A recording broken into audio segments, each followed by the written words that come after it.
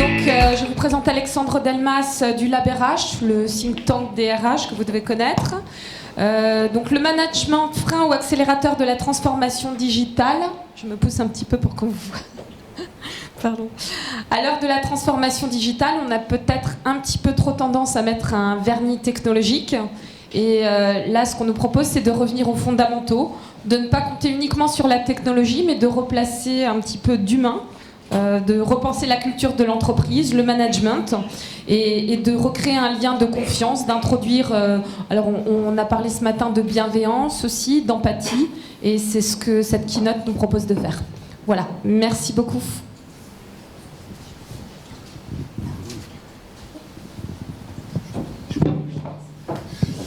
Merci à tous d'être encore là avec nous pour cette dernière keynote.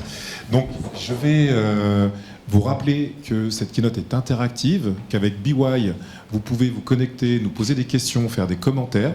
Et donc, afin que chacun des participants, Sophie Floriani, Karen de Maison, pardon, les noms sont là, hein, Chloé Accard et Alexandre Delmas vont prendre vos questions. Et puis surtout, je vais introduire par un concept sur donc le management, frein ou accélérateur de la transformation digitale. Souvent, quand une nouveauté, une innovation, une révolution arrive, je vais citer Idriss Aberkan, c'est ridicule, c'est dangereux, c'est évident. Donc, maintenant, je vais vous inviter à d'abord répondre à une question à l'aide de BY, qui va être, selon vous, le digital déshumanise-t-il les relations dans l'entreprise? Oui, non. Est-ce que tout le monde a pu se connecter?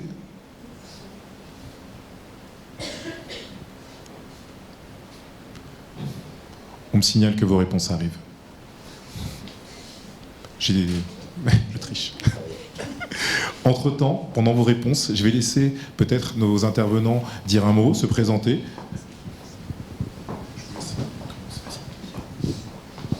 Bonjour à tous, moi c'est Chloé. Je ne vais pas me présenter, raconter mon parcours. Si vous voulez me connaître, je vous laisse regarder mon LinkedIn. Moi, pour me présenter, je vous dirais qu'est-ce qui me fait me lever le matin.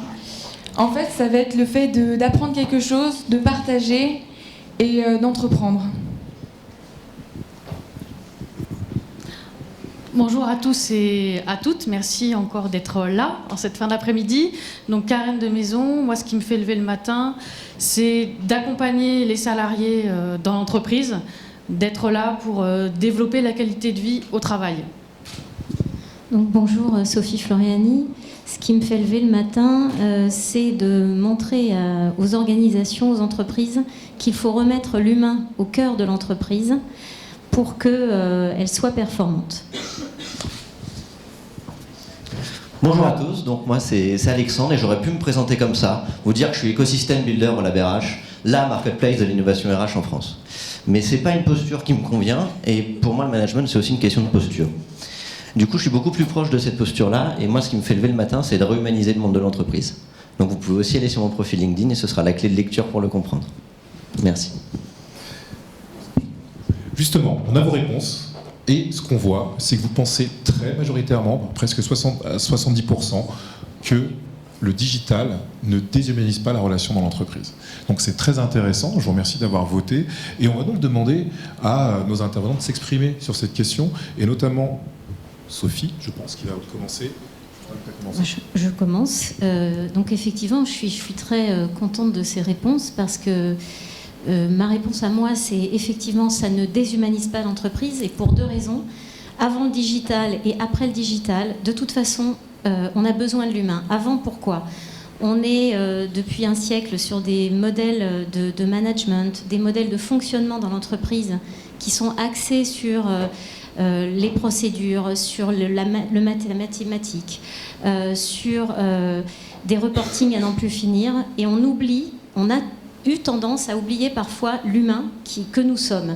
Et donc ça fait écho à ce que disait Oli à l'instant. Pour pouvoir s'adapter, il faut se recentrer sur l'humain parce que ce sont bien les hommes et les femmes qui s'adaptent au digital et pas l'inverse. Et pour que les gens aient envie de s'adapter, parce qu'on ne force pas les gens à s'adapter, il faut leur donner envie et il faut leur créer un environnement de travail et des modes de fonctionnement qui vont faire qu'ils sont bien dans l'entreprise, qu'ils sont heureux dans l'entreprise, qu'ils puissent s'épanouir. Donc ça fait appel à des valeurs d'équité, de confiance, de responsabilisation, d'autonomie, qui vont leur permettre une liberté d'action. Donc ça, c'est l'avant, leur donner envie, parce que de toute façon, on n'a plus le choix. Et je vais vous citer quelque chose le World Economic Forum, en fait, qui dit, c'est assez récent, c'est quelques mois, qui dit que les entreprises qui survivront, ce seront les entreprises humaines. Donc, on est bien là-dedans. Ça, c'est avant. Et après, donc, qu'est-ce qui se passe ? Le digital continue à réhumaniser l'entreprise. Et là, j'ai 2 exemples très concrets, ou même plusieurs, plus que 2. Puisque si vous prenez par exemple les réseaux sociaux, je fais partie de plusieurs collectifs dans les réseaux sociaux, notamment Twitter, mais pas que, où il y a un collectif qui s'appelle i4 Emploi, où grâce à un simple retweet, on permet de trouver des emplois aux demandeurs d'emploi. Et ça, c'est gratuit, c'est de la bienveillance. Il y a eu 540 demandes, il y a eu 104 emplois trouvés, directement ou indirectement via le collectif, mais ça, c'est la force de la solidarité. C'est une forme de collaboration bienveillante et volontaire, donc ça marche. Un autre exemple, c'est 612 rencontres sur les réseaux sociaux. C'est un ouvrage que vous pouvez télécharger gratuitement à la FNAC, qui a été publié par Alban Jarry, l'influenceur. Je fais partie de ce collectif et il a fait une enquête sur les réseaux sociaux, 612 personnes, et 70 ont écrit des textes, dont moi, sur l'humain, justement, comment les réseaux sociaux sont au service de l'humain, page 75. Et je fais ma pub en même temps. Non, mais, et en fait, on s'est vu en fait, avec ces gens-là. Dans les 70 personnes, j'en ai déjà vu une vingtaine. Et c'est pas simplement de se voir, mais on a créé ce qu'on appelle une chambre secrète sur Twitter, où on communique tous les jours entre nous et on se donne des best practices, on s'aide, on se donne des conseils. C'est vraiment la chambre, enfin si vous voulez, la machine à café de l'oiseau bleu Twitter, quoi. Donc ça, c'est du réel. Et là, nous, on est une preuve vivante que tout ce qui est digital nous réunit physiquement. Parce qu'il y a quelques heures, je ne connaissais pas du tout Laurent, et nous ne nous connaissions pas non plus. Voilà. Donc ça, c'est la preuve par l'exemple. Merci Sophie. Est-ce que quelqu'un veut ajouter quelque chose sur ce thème ? Moi, je voulais raconter une anecdote dans ma vie de RH. Quand je suis arrivée dans une entreprise, la gestion des congés était faite très traditionnellement. Et le jour où j'ai voulu donc, passer à l'étape supérieure, mettre en place un module de gestion des congés en ligne, j'ai eu quelques remarques, et notamment, mais ça va déshumaniser notre rapport entre RH et salariés. Donc j'ai trouvé ça un peu étonnant. Je me suis dit qu'il y avait peut-être aussi beaucoup d'irrationnel derrière cette digitalisation, parce que c'est pas parce qu'on met un process de manière électronique, il n'y a plus d'humain derrière. Le service RH est toujours là pour informer, pour accompagner les salariés. Donc j'ai trouvé ça intéressant à retenir en tant qu'anecdote, parce que ça véhicule quand même certaines choses derrière ce digital. C'est vrai, c'est très intéressant. Et je vais rebondir sur une chose, on a parlé d'humain et de bienveillance. Il y a une chose que je ne vous ai pas demandé, comment allez-vous ? Voilà. Justement, c'est par rapport à ça. Donc est-ce que tout le monde va être bienveillant jusqu'à la fin ? Très bien. On continue. La prochaine question, toujours en interaction avec vous, c'est le management. Dites-nous en un mot ou une expression ce que ça représente pour vous.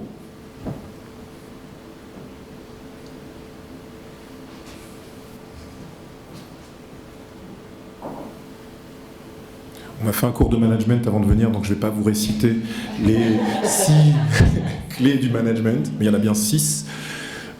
Je pourrais, mais je vais faire honneur à mon professeur et ne pas le gêner en répétant de mauvaise façon ce qu'il a pu dire.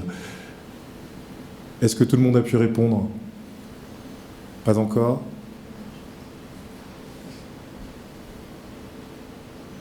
La première clé, c'est prévoir.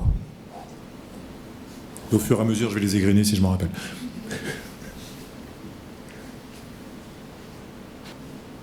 Ah, voilà. Tout le monde voit bien les différents mots qui apparaissent. Donc, celui qui se dégage très nettement, c'est accompagner. Et puis, on a d'autres choses comme leadership, empathie. Est-ce que les mots qui sont présents à l'affichage vous évoquent des choses? Je vous laisse prendre la parole pour qui souhaite. Oui, moi, il y en a un que j'aime beaucoup, c'est le mot manège. Parce qu'effectivement, quand on me dit management, moi j'ai l'image d'une main effectivement qui s'empare d'un manège pour le faire tourner. C'est bizarre, hein. Ouais, je sais. Un rapport avec Pollux? Pourquoi j'ai cette image-là? Tout simplement parce que le mot management étymologiquement vient de manus, la main, et qu'il vient aussi étymologiquement du mot manège qui est faire tourner. Et donc moi j'ai ce fameux manège de Mary Poppins dans la tête, où effectivement les chevaux, après avoir tourné, hop, s'envolent et se libèrent. Donc pour moi le management, c'est vraiment cet acte de donner du sens et cet acte de effectivement mettre en mouvement. Parce que tu as fait référence à Idriss et j'aimerais aussi lui piquer son image, au sens où dans Manus il y a l'empan qui est la distance entre le petit doigt et le pouce, et qui est la mesure qu'a utilisée à la Renaissance comme unité de référence pour un monde habitable par l'humain. Donc je pense que c'est important que le management reste à dimension et à taille humaine, et que chacun puisse justement s'en saisir. Il y a aussi une référence à Montessori finalement. Aussi. Alors, est-ce que quelqu'un veut aussi rajouter un point? Je veux bien. Je vais donner un exemple, en fait, qui est l'exemple de Richard Tierlink, qui était le PDG qui a libéré Harley-Davidson. Et oui, c'est une entreprise libérée. Et lui, en fait, quand il a changé, donc, alors, c'est pas directement lié au digital, mais quand il a changé la façon de travailler, les modes de pensée, la culture, il a dit que tous les managers devaient être des coachs et devaient être en support, en soutien. Et donc, pour moi, le manager, c'est effectivement un soutien et un support. Très juste. Est-ce que maintenant, toujours en mode participatif, vous savez que vous pouvez mettre des commentaires, des questions en plus de ce qu'on aborde là. Si vous avez des réflexions, même si vous voulez intervenir de manière physique, vous pouvez également le faire. Certes, on est digital, mais on peut aussi se parler directement si vous le souhaitez. Autre chose, maintenant, concrètement, qu'est-ce que c'est la transformation digitale pour vous? Là, pareillement, une question à laquelle vous allez répondre, mais vous pouvez très bien, si vous le souhaitez, lever la main et on peut vous passer un micro. Et ce qu'on va faire, en attendant vos réponses, on va laisser la parole à Chloé, qui va nous parler un petit peu de ce point, et on prendra vos réponses ensuite. En fait, moi, je vais vous parler d'une de mes expériences. Ça a été ma première grande expérience en entreprise. Il s'est avéré que mon manager ne croyait pas du tout en l'utilisation des réseaux sociaux, alors que moi, j'y croyais énormément. J'avais qu'une seule envie, c'était de bouger ma baguette magique dessus et de faire en sorte qu'il y ait vraiment un magnétisme entre l'entreprise et le marché grâce aux réseaux sociaux. Et en fait, je me suis rendu compte que mon plus grand obstacle, c'était le management, puisque le management restait vraiment dans sa petite zone de confort. Ils n'avaient pas envie d'aller sur des outils qu'ils n'utilisaient jamais. En fait, ils avaient leur salaire à la fin du mois, donc pourquoi est-ce qu'ils devaient se salir les mains à se lancer dans le grand bain et faire quelque chose qu'ils n'avaient pas du tout l'habitude de faire? Heureusement, c'est pas ça dans toutes les entreprises, mais moi, ça a été le cas. Et en fait, je me suis rendu compte que la plus grande difficulté et le plus grand obstacle, ça va être de vraiment réussir à sensibiliser le management, sensibiliser le COMEX sur l'utilisation des réseaux sociaux.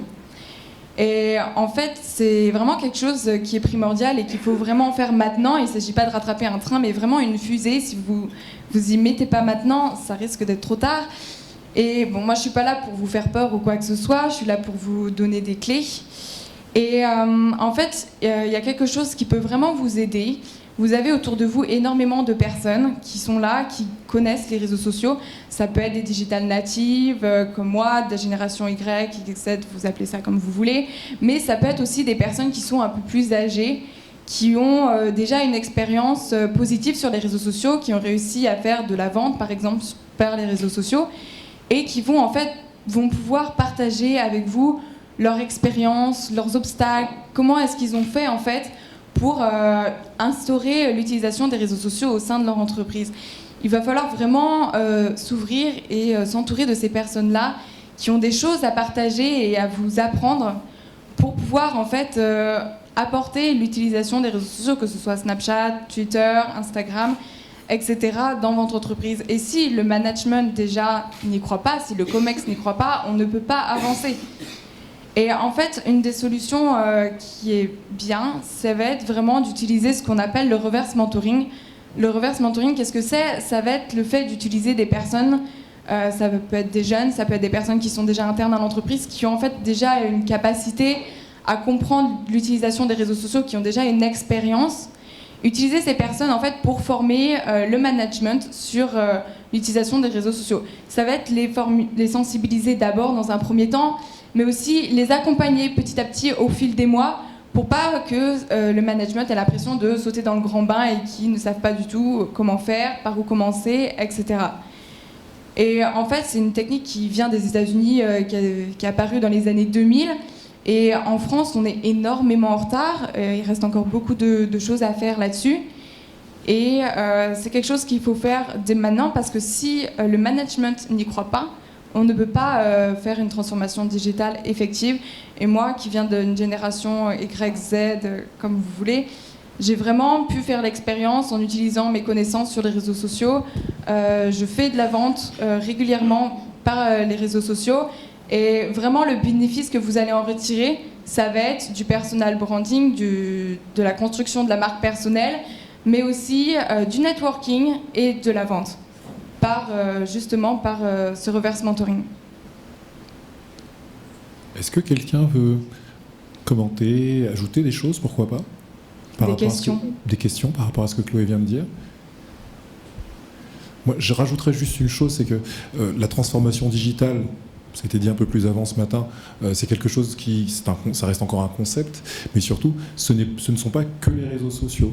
Il y a une multitude de choses qui sont un changement aujourd'hui à notre ère, et qu'effectivement, quand on parle de digital, on entend souvent les réseaux sociaux qui sont la première chose qu'on peut aborder de manière classique, mais il y a tout un tas de choses comme l'Internet des objets, le fait de pouvoir traquer tout un tas de choses au niveau de votre santé qui amènent une véritable transformation dans votre utilisation, dans votre quotidien. Donc ce n'est pas simplement des réseaux sociaux, mais c'est tout un tas d'outils qui vont vous permettre d'améliorer, votre bien-être, pour rester dans cette logique de bienveillance, mais aussi votre comportement vis-à-vis de vous-même et des autres. Donc c'est avec les réseaux sociaux, certes, mais il y a encore bien d'autres choses derrière cette idée de digital. Karine ?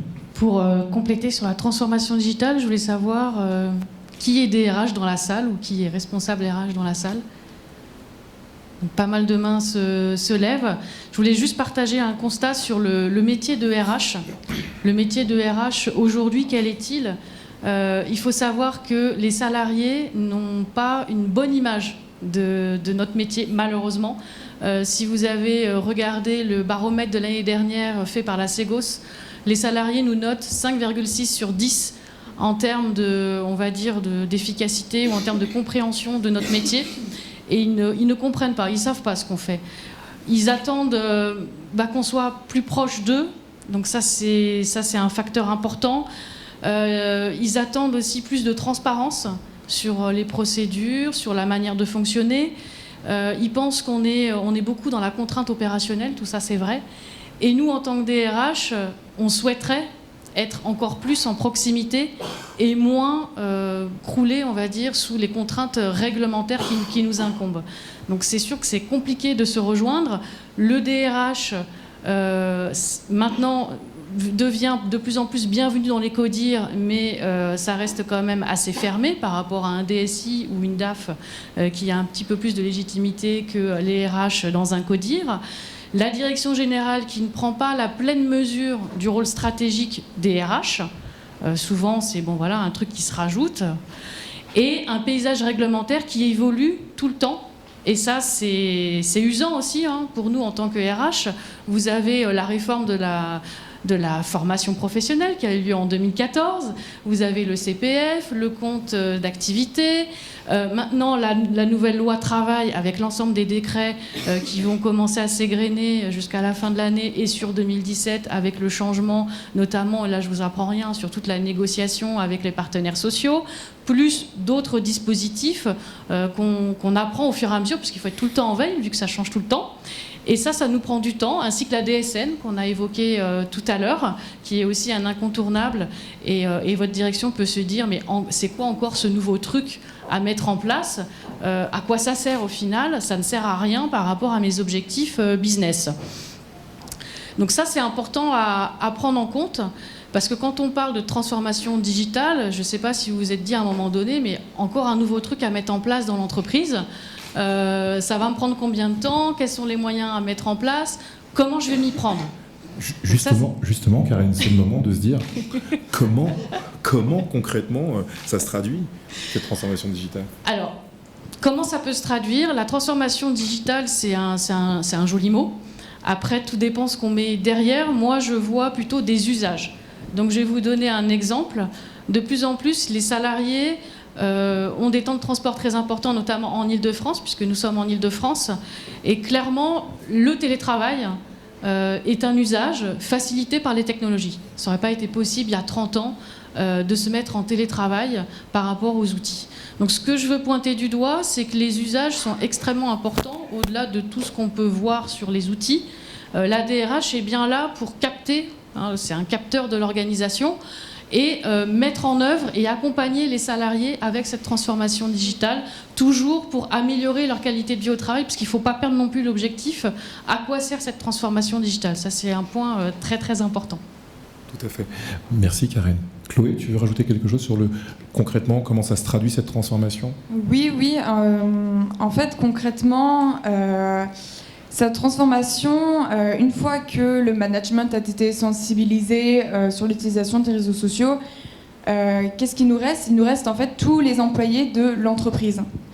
Ce qu'il va falloir faire pour avoir une transformation digitale effective, ça va être de faire de tous vos employés des ambassadeurs qui vont relayer en fait votre marque sur les réseaux sociaux. Si je peux vous donner un exemple, imaginez-vous, vous êtes connecté sur un de vos réseaux sociaux. Qu'est-ce que vous voyez? Vous avez d'un côté des posts de personnes que vous suivez, ça peut être des amis ou des gens que vous ne connaissez pas forcément mais que vous trouvez pertinents. Et d'un autre côté, vous avez de la publicité. Qu'est-ce que vous regardez et qui est-ce que vous allez écouter? Surtout pas la publicité. Il y en a même certains là, qui ont instauré certains adblockers, j'en suis sûre. À ce moment-là, imaginez, vous êtes par exemple sur LinkedIn, il y a quelqu'un de votre réseau qui poste un article sur le fait qu'il y aurait un robot qui remplacerait bientôt les DRH. Tiens, ça tombe bien, c'est exactement dans votre domaine, vous avez confiance en cette personne puisqu'elle est dans votre réseau. Vous cliquez sur l'article et vous lisez l'article. Cet article vous intéresse et cette personne-là qui a partagé cet article, vous allez vous intéresser à elle, vous allez la suivre parce que vous la trouvez pertinente, elle vous a appris quelque chose. Cette personne-là va donc gagner en notoriété. En fait, il s'avère que l'article que cette personne a partagé était un article écrit au nom de l'entreprise. Est-ce que vous imaginez un petit peu si toutes les personnes de votre entreprise avaient partagé cet article-là? Vous vous rendez compte un petit peu du reach que vous aurez pu avoir?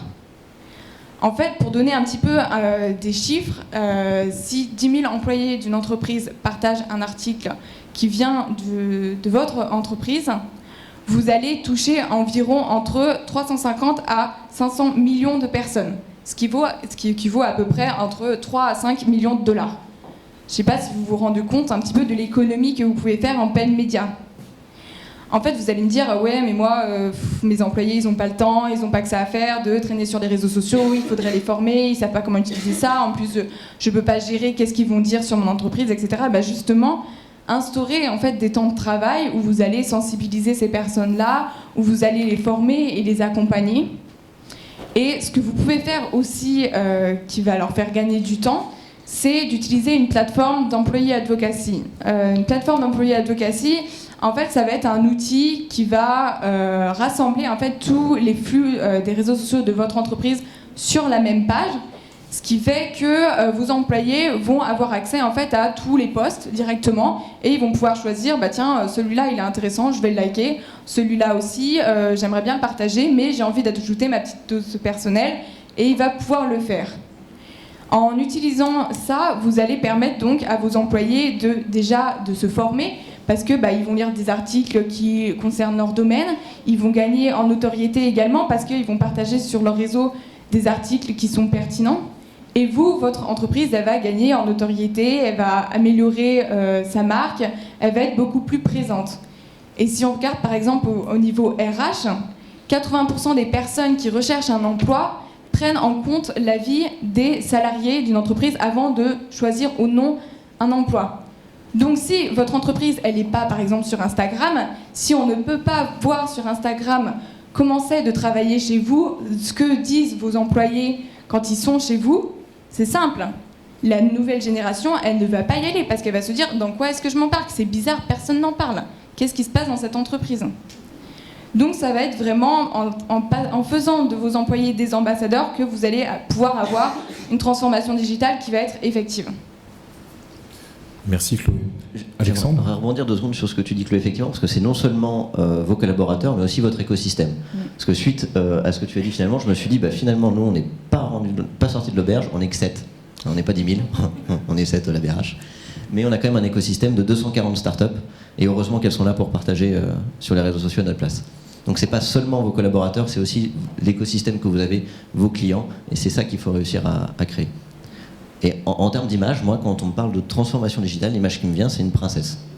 Voilà, je suis dans les comptes aujourd'hui, finalement, au sens où, pour moi, c'est une opportunité de transformer un peu le management crapaud, qui est issu du taylorisme et du fordisme. Vous voyez, ce management très hiérarchique, finalement, et compagnie, et que le digital est une opportunité, un vecteur du changement, et que, en soi, vu que c'est la princesse, c'est pas une finalité en soi. Quand on me parle de transformation digitale aujourd'hui, j'ai à chaque fois un peu l'impression d'entendre transformation vers le digital. Seulement, le digital n'est pas une finalité, c'est un moyen vers le changement. Tout à fait.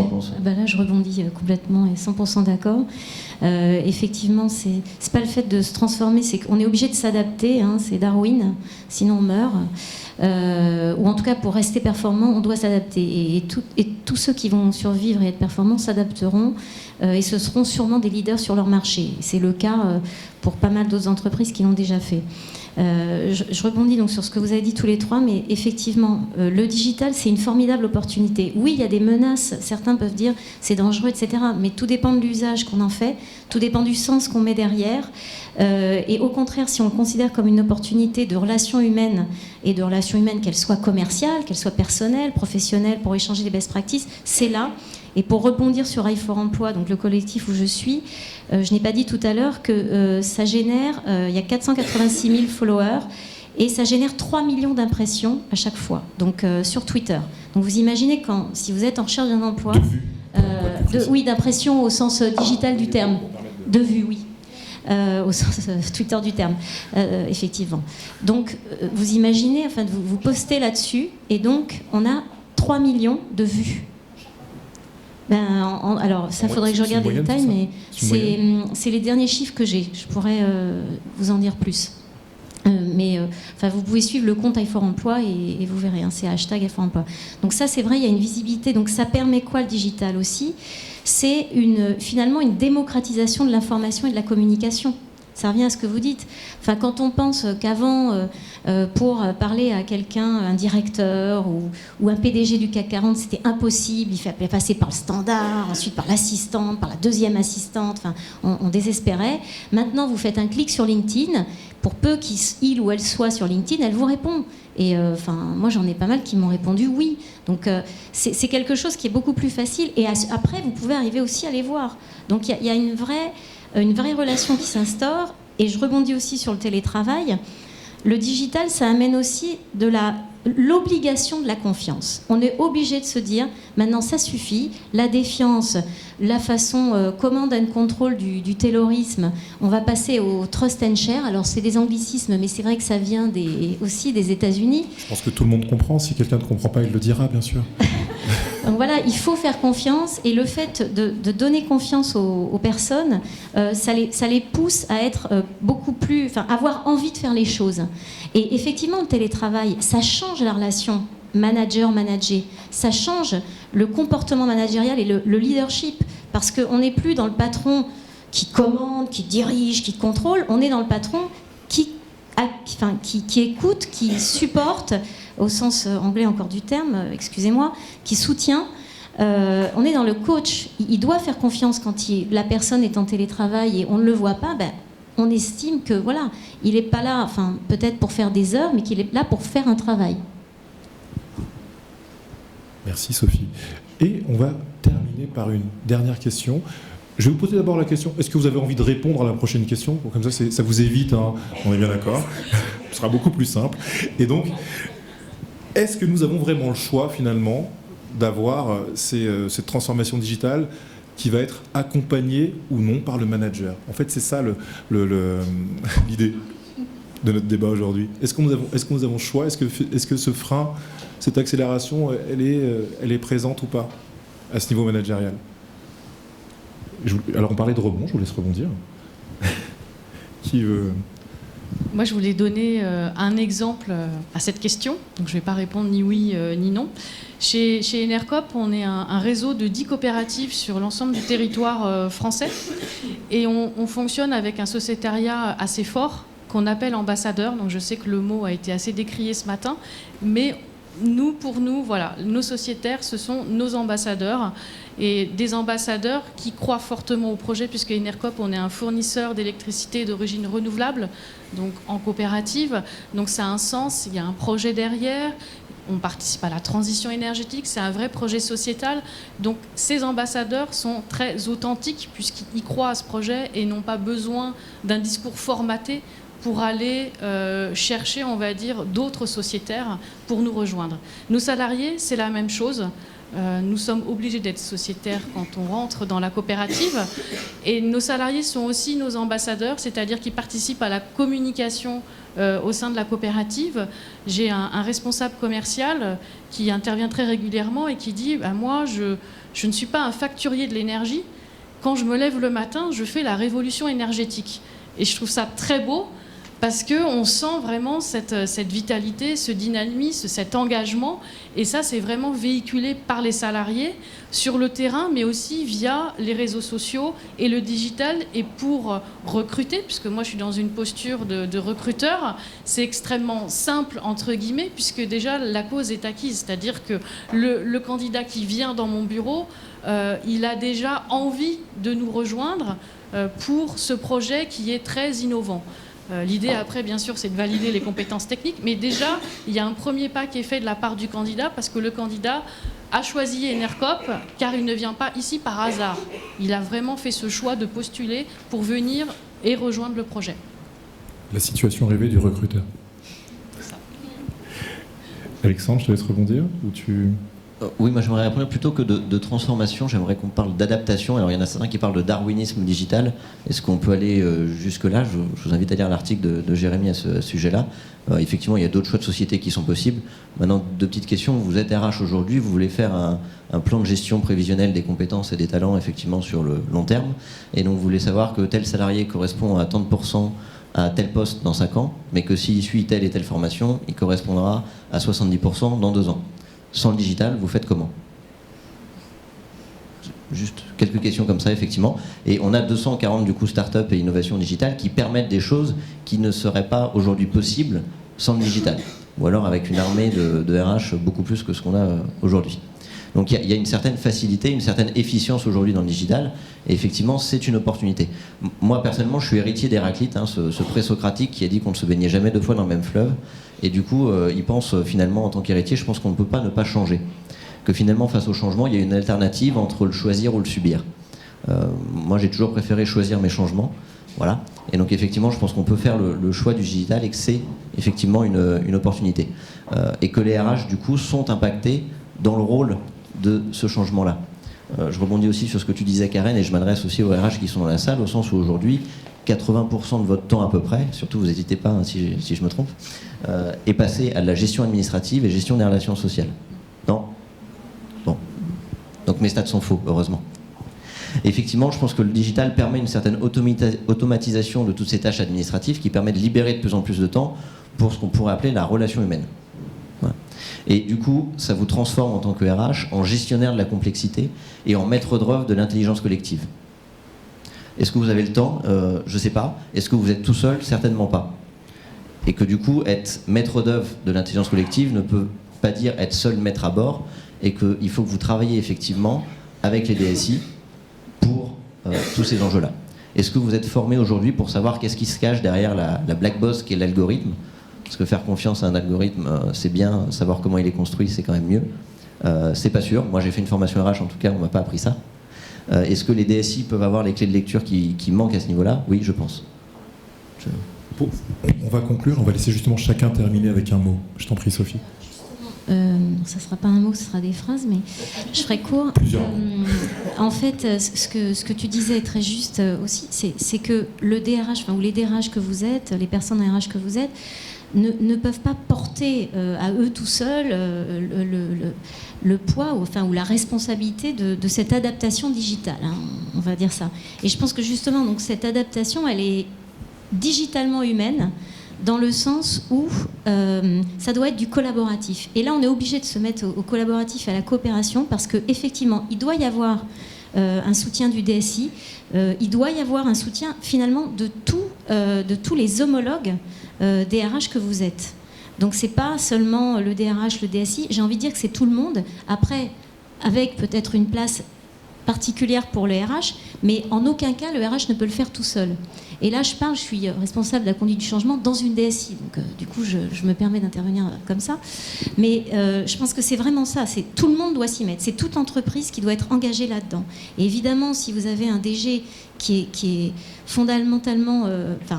qui sait qu'il faut y aller tout de suite et maintenant, parce que c'est maintenant, ça va très vite, il y a une accélération mais incroyable, et bien là, on aura la réussite, les clés de la réussite. Vous vouliez ajouter quelque chose, Karen et Chloé ? Oui, je voulais rajouter quelque chose sur le métier de DRH qui a beaucoup changé en 40 ans. Quand on prend chef du personnel à maintenant responsable des richesses humaines, ça n'a plus rien à voir. On passe de l'administration du personnel à beaucoup plus, en tout cas d'activités beaucoup plus riches pour les RH. Le DRH, il se doit vraiment d'être curieux, d'être ouvert et surtout de partager, que ce soit ses réussites et ses échecs, et être beaucoup plus ouvert, être plus dans la collaboration en termes de posture. Donc, il faut pouvoir aussi avoir le temps et pouvoir le faire. Mais l'idée, c'est bien de s'entourer de toutes les parties prenantes pour pouvoir argumenter sur certains choix, qu'ils soient digitaux ou pas, en termes d'usage. C'est important de ne pas rester seul et de ne pas porter cette parole tout seul, en fait, et d'être vraiment accompagné. La création en collectif, on va beaucoup plus loin qu'en restant tout seul. Exactement, moi je terminerai par dire qu'en fait il faut vraiment oser, et la meilleure manière de réussir, ça va être vraiment de s'ouvrir aux autres, d'oser aller vers les autres, de partager, et tout est question de bienveillance sur les réseaux sociaux. Plus vous vous ouvrez aux autres et plus vous aurez des capacités de réussir. Pascal va me tuer, je pense. Juste, j'aimerais terminer sur une image, finalement, c'est l'image des gardiens de la galaxie, hein, après avoir fait appel à vous avec le prince et la princesse, etc. Au sens où il y a quand même une chose où, pour moi, vous êtes seul, c'est que finalement, c'est vous les garants de l'éthique, en quelque sorte. Ok, il y a un changement, ce changement, il va entraîner un coût. Votre rôle, en tout cas, votre devoir, c'est de vous interroger sur ce coût-là. Il faut qu'on soit digital demain, ok, on prend tous ceux qui ne sont pas digital native, on les enlève. Et on met des digital natives à la place. Est-ce que ce changement-là, ça vous convient, s'il était réalisable ?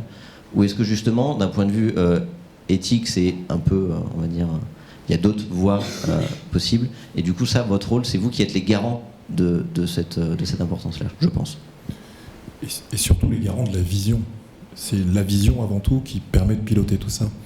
Et pour finir, je citerai un proverbe africain qui dit « Tout seul, on va plus vite, mais ensemble, on va plus loin ». C'est l'histoire du colibri. Beaucoup d'images. Merci beaucoup.